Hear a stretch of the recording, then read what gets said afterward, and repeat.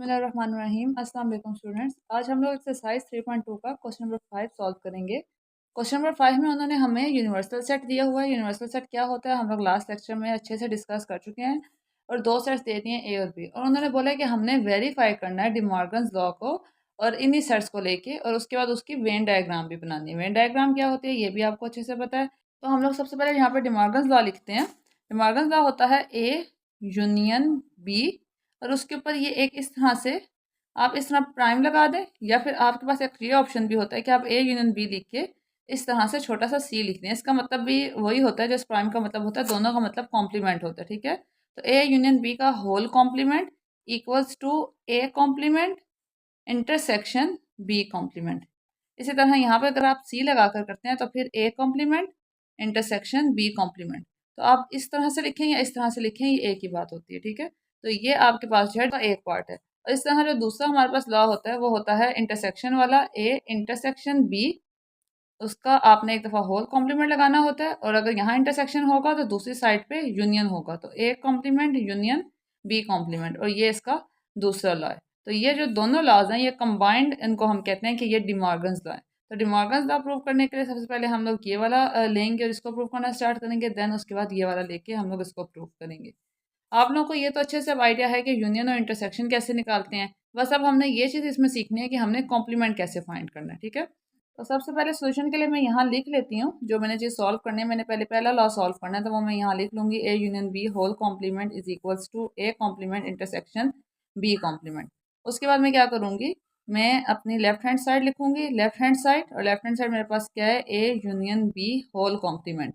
एक बात आपने हमेशा याद रखनी है कि ओवरऑल ब्रैकेट होने में और सेपरेट सेपरेट कॉम्प्लीमेंट होने में फर्क होता है। ठीक है, जब आपके पास ब्रैकेट आएगी और उसके ऊपर कॉम्प्लीमेंट होगा तो इसका मतलब ये है कि पहले आप ब्रैकेट सॉल्व करेंगे उसके बाद कॉम्प्लीमेंट लेंगे। लेकिन अगर सेपरेटली कॉम्प्लीमेंट होगा तो आपने पहले कॉम्प्लीमेंट लेना है, उसके बाद जो यूनियन होगा या इंटरसेक्शन होगा फिर आप उसको सॉल्व करेंगे। ठीक है, तो यहाँ पे सबसे पहले हमारे पास ब्रैकेट के अंदर ए यूनियन बी है, तो हम लोग सबसे पहले ए यूनियन बी लेंगे। ए यूनियन बी फाइंड करके देन उसके बाद उसका कॉम्प्लीमेंट लेंगे। ए यूनियन बी लिख लिया मैंने यहाँ पे। ए की एलिमेंट्स है मेरे पास, वो है ए बी सी डी जी और एच। ये मैं आपको एक दफ़ा दिखा देती हूँ जो लिखे हुए हैं। ये लिखे हुए ए के एलिमेंट्स और ये लिखे हुए बी के एलिमेंट्स। ठीक है, और उसके बाद यूनियन लगा के बी के जो मेरे पास एलिमेंट्स हैं वो हैं C D E F and J. ये मैंने एलिमेंट्स लिख लिए। इसके बाद हमने क्या करना है, इनका यूनियन फाइंड करना है। यूनियन का मतलब होता है कि दोनों को इकट्ठा करके लिख देना है। तो ए लिखूंगी, बी सी यहाँ पे आ जाएगा, डी ई एफ वहाँ से ले लेंगे, जी ये वाला, एच और आई नहीं है और यहाँ पे लिख दिया हमने जे। तो ये सारा जो है ए यूनियन बी फाइंड कर लिया। इसके बाद हम लोगों ने क्या करना है, कॉम्प्लीमेंट फाइंड आउट करना है। तो कॉम्प्लीमेंट का ये मतलब होता है कि आपके पास जो भी टर्म है आपने जिसका भी कॉम्प्लीमेंट फाइंड करना होता है उसको हमने यू से मतलब यूनिवर्सल सेट से माइनस कर देना होता है। तो अगर मैंने ए यूनियन बी का कॉम्प्लीमेंट फाइंड करना है, इसके ऊपर कॉम्प्लीमेंट लिखा हुआ है, तो डेट मीन्स कि मैं ए यूनियन बी इस पूरे जो मेरे पास आंसर आया इसका ये वाला, इस पूरे को यू में से माइनस कर दूंगा, यू में से निकाल दूंगा। माइनस करना मतलब यू में से इसको हम निकाल देंगे। तो मैं यहाँ पे लिख देती हूँ ए यूनियन बी का मैंने क्या लेना है, कॉम्प्लीमेंट। इसका मतलब क्या होता है, इसका मतलब होता है कि मैंने यू में से माइनस करना है किसको, ए यूनियन बी को। तो मैंने ये लिख लिया। तो अब नीचे से लिखना स्टार्ट कर देते हैं। यू का जो सेट है यूनिवर्सल सेट वो हमारे पास है A B C D E F G H I and J. ये लिख लिया, बीच में मैंने माइनस का साइन लगाया, देन उसके बाद मैंने अगेन ब्रैकेट लगाई। उसके बाद कौन सी टर्म है मेरे पास, A union B. A union B मैं ऑलरेडी ये फाइंड कर चुकी हूँ, तो मैं ए यूनियन बी के जो मेरे पास आए हैं एलिमेंट्स वो मैं यहाँ लिख लूँगी, A B C D E F G H और उसके बाद जे। उसके बाद हमने क्या करना है, माइनस। तो माइनस का मैंने अभी आपको बताया कि यू में से हमने ए यूनियन बी को बाहर निकाल देना। ठीक है, माइनस करने का मतलब उसको उसमें से हम निकाल देंगे। तो यहाँ अगेन लिख लेते हैं A union B whole complement is equals to. अब यहाँ पे ध्यान से देखिएगा, हमेशा जो फर्स्ट सेट लिखा होगा वो तो हमारे पास पूरा आएगा, लेकिन उसमें कोई भी एलिमेंट वो वाला ना हो जो दूसरे सेट का, क्योंकि दूसरे सेट को हम क्या कर रहे हैं, माइनस कर रहे हैं, मतलब दूसरे सेट का कुछ भी इसमें इंक्लूड नहीं होना चाहिए। तो अब इस सेट को लिखते हुए मैं अगर लिखूँ ए, तो वो तो दूसरे सेट में भी है, वो नहीं लिख सकती। बी भी दूसरे सेट में नहीं लिख सकती। सी डी ई ये सारे एलिमेंट्स दोनों सेट्स में, तो ये तो नहीं लिख सकती। उसके बाद एफ भी है, जी भी है, एच भी है, ये तो सब एलिमेंट्स एक जैसे हैं। सिर्फ एक आई है जो इस सेट में अकेला है और दूसरे सेट में नहीं है। और उसके बाद जे जो है वो भी अगेन दोनों में एक जैसा है, तो वो भी नहीं लिख सकते। तो हमारे पास सिर्फ यहाँ पे क्या आ जाएगा, आई आ जाएगा। तो डेट मीन्स फर्स्ट सेट के हमने सारे एलिमेंट्स लिख देने हैं, लेकिन उसमें कोई भी एलिमेंट दूसरे सेट का ना हो। तो अभी मैंने फर्स्ट के सारे एलिमेंट्स लिखे हैं, लेकिन लिखते हुए ये आइडिया हुआ कि सारे के सारे दूसरे सेट में मौजूद थे, तो वो नहीं लिख सकती थी। सिर्फ एक आई था जो दूसरे सेट में नहीं था, तो वो मैंने यहाँ पे लिख दिया। तो मेरे जो फर्स्ट मतलब लेफ्ट हैंड साइड है वो यहाँ पे सॉल्व हो जाती है। अब इस तरह मैं जब दूसरे साइड के लिए करूँगी A complement intersection B complement, तो वो यहाँ पे पहले लिख लेते हैं। Right hand side is equals to A complement intersection B complement. अब हमने इन दोनों का इंटरसेक्शन लेना है कॉम्प्लीमेंट्स का। कॉम्प्लीमेंट्स के इंटरसेक्शन के लिए पहले कॉम्प्लीमेंट की वैल्यू होनी चाहिए, तो कॉम्प्लीमेंट की वैल्यू निकाल लेते हैं। ए कॉम्प्लीमेंट मतलब अभी मैंने आपको बताया कि कॉम्प्लीमेंट जो होता है वो ये होता है कि आपने उस टर्म को यू में से माइनस करना होता है, मतलब यू माइनस ए। ठीक है, जिसको भी आपने एलिमेंट्स हैं हम लोग फिर दोबारा से लिख लेंगे A B C D E F G H I and J और माइनस, और आगे ए के जो एलिमेंट्स हैं वो हम लिख लेते हैं A B C D G and H. ये सारे मैंने एलिमेंट्स लिख लिए। अब यहाँ पे अगेन माइनस है, माइनस का फिर वही वाला कॉन्सेप्ट कि हमने पहले जो सेट है इसके सारे एलिमेंट्स लिखने हैं, बस इसमें कोई भी एलिमेंट दूसरे सेट वाला ना हो। ठीक है, तो अब यहाँ पे इसका आंसर क्या बन जाएगा हमारे पास, अगर हम देखें तो ए दोनों में वो तो नहीं लिख सकते, बी जो है वो भी दोनों में, सी एंड डी वो भी दोनों में, वो नहीं लिख सकते। लेकिन जो ई है वो सिर्फ यू में है, इसे दूसरे वाले सेट में नहीं है, तो ई लिख लूँगी। उसके अलावा एफ जो है वो भी सिर्फ यू का अपना ही एलिमेंट है। इसके अलावा जी दोबारा आ जाता है, नहीं लिखेंगे। एच दोबारा आ जाता है, नहीं लिखेंगे। आई एंड जे ये जो है वो सिर्फ यू के एलिमेंट्स हैं, तो मैंने यहाँ पे आई एंड जे भी लिख लिया। ठीक है, तो यहाँ पे मैंने वो एलिमेंट्स लिखे हैं जो यू के हैं और उसमें कोई भी ए वाला एलिमेंट नहीं है, क्योंकि ए वाले एलिमेंट्स को हमने माइनस किया हुआ है, मतलब उसको निकाल दिया हुआ है। ठीक है, तो ये कॉम्प्लीमेंट आ गया। अब हमें क्या चाहिए, बी कॉम्प्लीमेंट। बी कॉम्प्लीमेंट के लिए B complement is equals to क्या होता है हमारे पास, यू माइनस बी, तो वो मैंने लिख लिया इक्वल्स टू। अब यहाँ पे अगेन यू के पहले मैं लिख लूँगी सारे elements E F G H I and J. उसके बाद माइनस लगा के मैं यहाँ पे कौन से एलिमेंट्स लिखूँगी, बी के एलिमेंट्स लिखूँगी। तो बी के एलिमेंट्स हैं मेरे पास C D E F and J. अब इन दोनों का मैंने आपस में माइनस करना है, तो इनका माइनस करते हुए अभी सेम वही वाला रूल कि हमने फर्स्ट सेट है वो तो हम लिख देंगे सारा, बस उसमें कोई भी एलिमेंट दूसरे सेट वाला ना हो, क्योंकि वो माइनस हो चुका होता है, वो हम निकाल चुके होते हैं।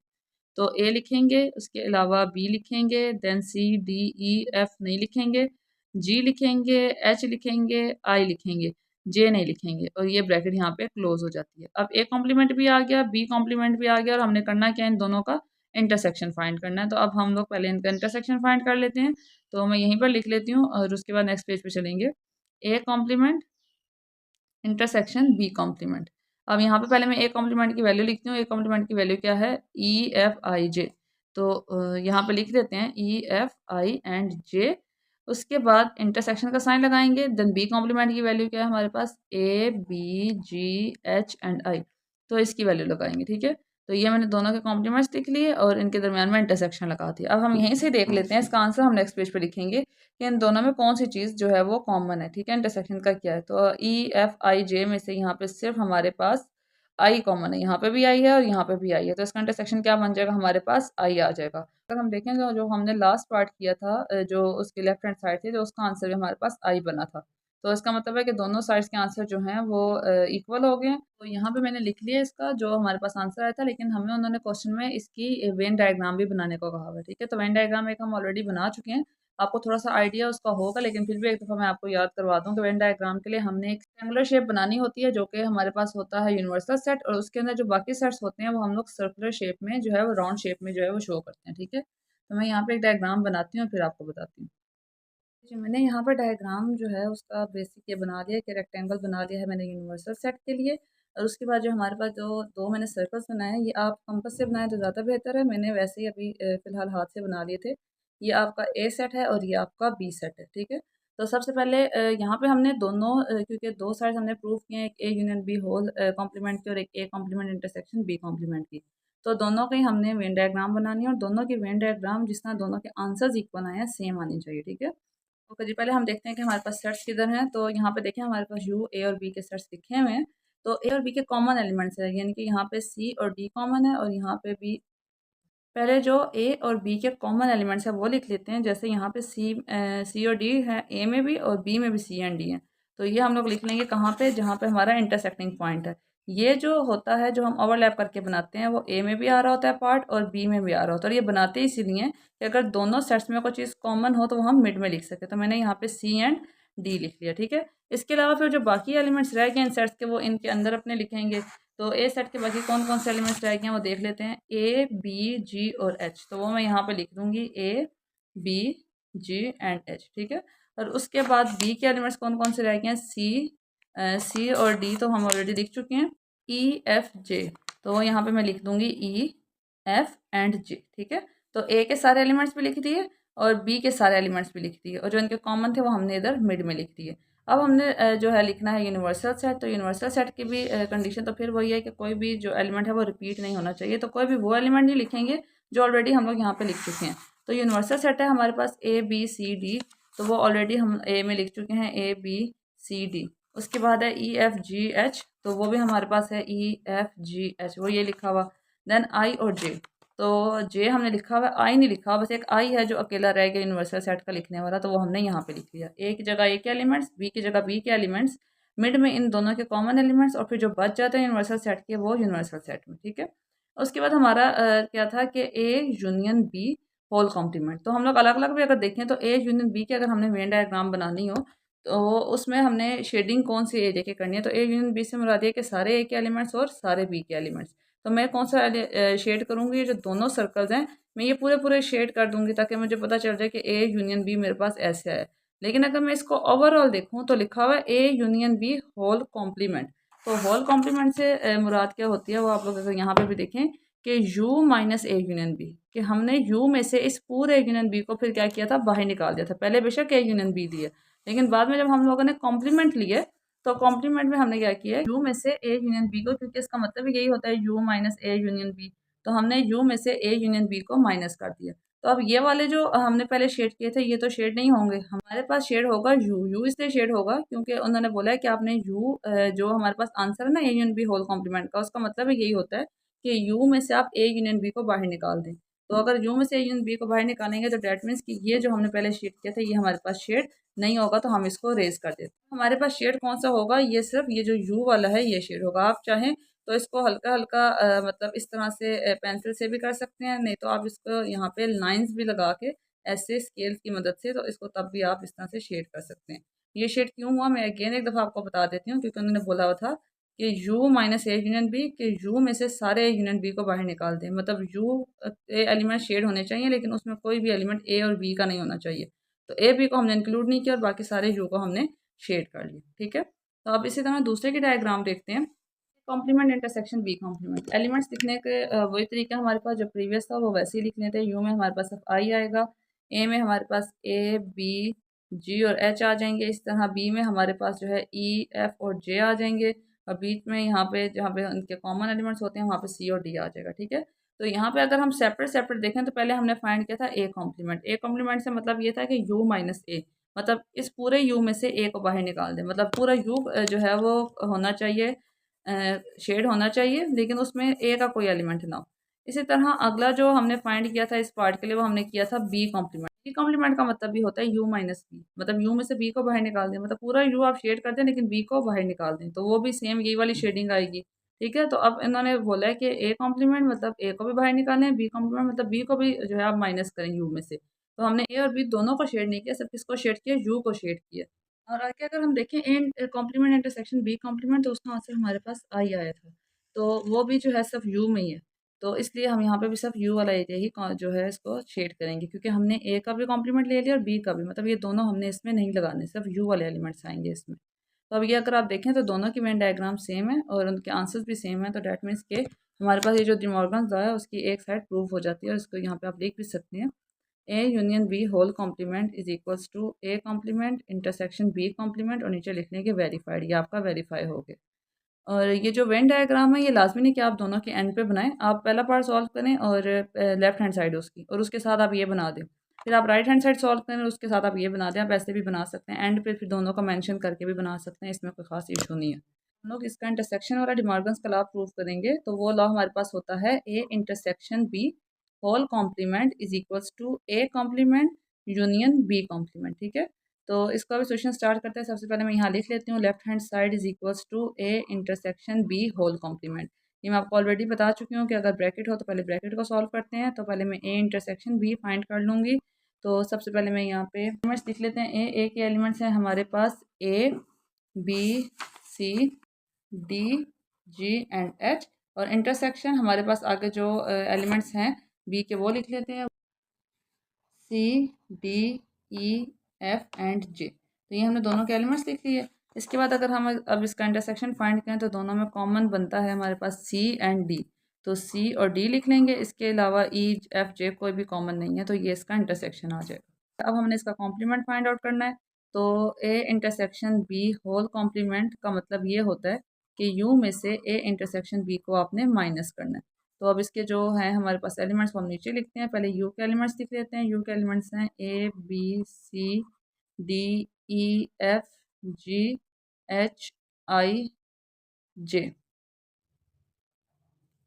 उसके बाद माइनस, और उसके बाद ए इंटरसेक्शन बी का जो हमारा आंसर आया था सी डी, वो हम यहाँ लगा देंगे और अब इसको माइनस कर लेंगे। माइनस करने का वही रूल है अगेन हमारे पास, क्या कि हम लोगों ने पहला जो सेट होता है उसके सारे एलिमेंट्स लिखने होते हैं, बस उसमें कोई भी एलिमेंट ऐसा ना हो जो दूसरे सेट का हो। तो पहले सेट के सारे एलिमेंट्स लिखते हैं। अब हम ए बी सी डी नहीं लिखेंगे क्योंकि वो दूसरे सेट में भी है। E F G H I and J ये हमने लिख लिया, और ये हमारा जो लेफ्ट हैंड साइड है वो यहाँ पे सॉल्व हो गई। ठीक है, और अब हम ऐसा करते हैं कि इनकी जो डायग्राम है लेफ्ट हैंड साइड और राइट हैंड साइड की, वो इसके साथ इसकी बना लेते हैं। ठीक है, तो इसकी डायग्राम बनाते हैं, वेन डायग्राम। उसके लिए वैसे ही हम लोग पहले एक रेक्टेंगल बनाएंगे और दो सर्कल्स बनाएंगे। तो हम भी इसमें सब वही वाले जो एलिमेंट्स हैं वो शेड करेंगे जो इधर मेंशन है, जिस तरह A B E F G H I J हैं वो ए में है, बी में है और आई में है। सी और डी इसमें इंक्लूड नहीं है क्योंकि हमने सी और डी का कॉम्प्लीमेंट जो है वो ले लिया था इंटरसेक्शन का, मतलब उसको बाहर निकाल दिया था। तो उसके लिए हम लोग, आप चाहें जैसे मैं आपको लास्ट में बताई थी कि आप स्केल से भी इस तरह से करके भी लाइन्स लगा सकते हैं शेड करने के लिए। तो अब हम इसको ओवरऑल जो है यहाँ से इस तरह से शेड कर लेंगे।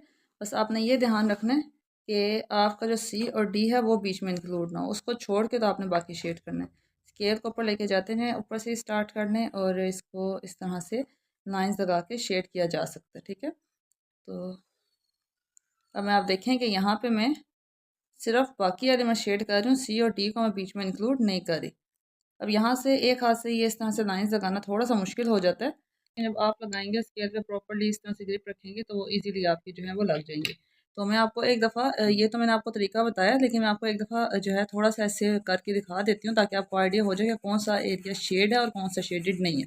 तो ये एरिया शेडेड है, यू वाला सारा, ए वाले सारे एलिमेंट्स शेडेड हैं हमारे पास, और यहाँ पे सी और डी जो है ये शेड नहीं है। इसको छोड़ के बाकी सारे जो एलिमेंट्स हैं वो हमारे शेडेड एलिमेंट्स हैं। ठीक है, तो यहाँ से आपको आइडिया हो जाएगा। अब हम इसका जो राइट हैंड साइड है वो सॉल्व करते हैं। राइट हैंड साइड इसके लिख लिया A complement union B complement. ठीक है, अच्छा यहाँ पे भी हमें सबसे पहले ए कॉम्प्लीमेंट चाहिए और बी कॉम्प्लीमेंट चाहिए। चाहे तो आप इसका जो है वो निकाल लें ए कॉम्प्लीमेंट और बी कॉम्प्लीमेंट, लेकिन हम लोग ऑलरेडी ये वाले जो दोनों कॉम्प्लीमेंट्स हैं पिछले वाले पार्ट में निकाल चुके हैं, तो अगर हम वहाँ से भी ये देख के लिख लें तो उसमें कोई खास इशू नहीं है। तो मैं ए कॉम्प्लीमेंट के जितने भी एलिमेंट्स हैं वो सारे यहीं से देख के लिख लेती हूँ। ठीक है, तो हम लोग अपना पेज टर्न करते हैं। यहाँ पे हमने ए कॉम्प्लीमेंट जो दिया था वो हमारे पास आया था ई एफ आई जे, तो मैंने वहाँ से उसका आंसर ई एफ आई और जे लिख लिया। उसके बाद यहाँ पे मैं बी कॉम्प्लीमेंट है वो लिख लेती हूँ। वो मेरे पास आया था लास्ट जो मैंने लिया था उसमें ए बी जी एच आई, तो मैं यहाँ लिख लेती हूँ ए बी जी एच और उसके बाद आई।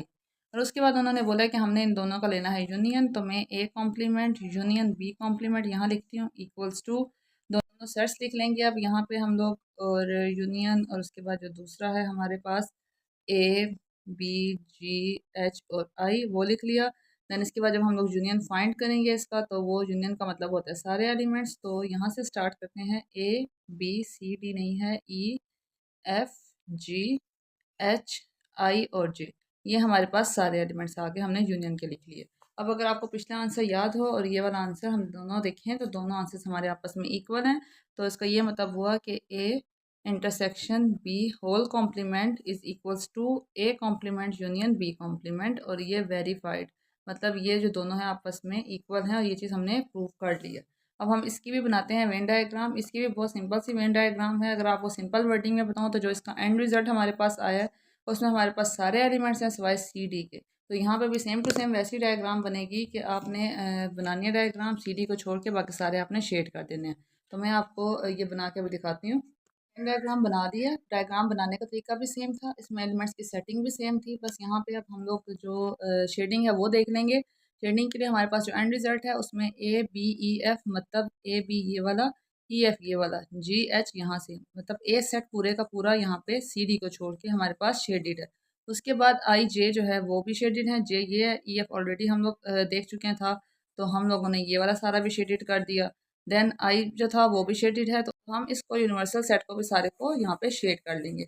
अब यहाँ पे हमारे पास जो सेट था उसमें सिर्फ CD नहीं था, तो हमने CD को जो है शेड नहीं किया, बाकी सारे को शेड कर दिया।